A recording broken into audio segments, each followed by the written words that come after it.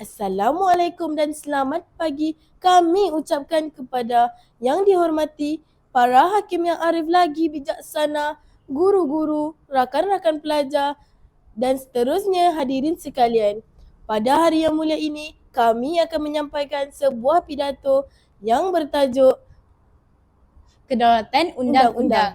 Seperti yang kita semua ketahui, rukun negara mengandungi 5 prinsip. Yang pertama, kepercayaan kepada Tuhan. Yang kedua, kesetiaan kepada raja dan negara. Yang ketiga, keluhuran perlembagaan. Yang keempat, kedaulatan undang-undang. Dan yang kelima, kesopanan dan kesusilaan. Ia diisytiharkan pada 31 Ogos 1970 oleh Yang di-Pertuan Agong keempat, almarhum Tuanku Ismail, Tuanku Nasiruddin Shah, yang bertujuan untuk memperkukuh dan mengembalikan susulan peristiwa 13 Mei 1969.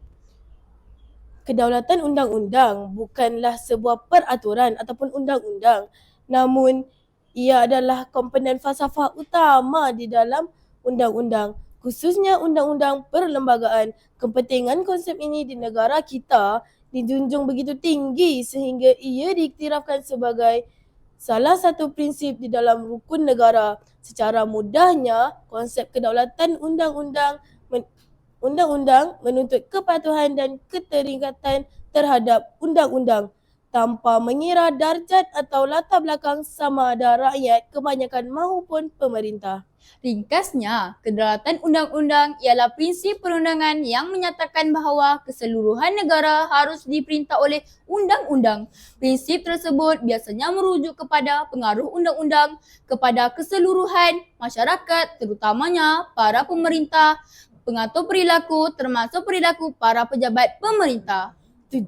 Tujuan penguatkuasaan undang-undang itu bukanlah medium untuk menghukum, tetapi untuk memastikan kerukunan sesuatu perkara dapat berlangsung dengan sempurnanya demi kebaikan bersama. Menurut pakar perlembagaan Profesor Maya Dr. Syamrahayu Abdul Aziz, kerajaan dan rakyat keseluruhannya terikat dengan undang-undang dan wajib mematuhinya. Inilah prinsip utama di dalam konsep kedaulatan undang-undang. Kedudukan semua warga negara sama di sisi undang-undang, dari individu biasanya hingga pimpin tertinggi. Apabila undang-undang diutamakan, tiada lagi ruang yang wujud untuk tindakan sewenangnya. Kami di sini mahu menekankan bahawa kebahagiaan sesebuah masyarakat itu bergantung kepada kepatuhan setiap individu terhadap undang-undang.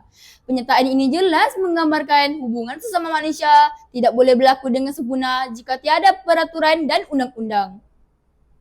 Kesannya dapat dilihat di banyak negara dunia apabila undang-undang dan keadilan tidak menjadi pasak utama. Natijahnya berlaku kacau bilau yang sekaligus merobek keharmonian masyarakat. Keadaan yang tegang dan menggugat perpaduan juga tidak mustahil boleh berlaku di Malaysia sekiranya kita leka dan tidak mendukung prinsip keempat rukun negara yang mendaulatkan undang-undang. Selain itu, walaupun undang-undang harus dilaksanakan secara tegas, namun ianya perlulah dilakukan secara berkhidmat.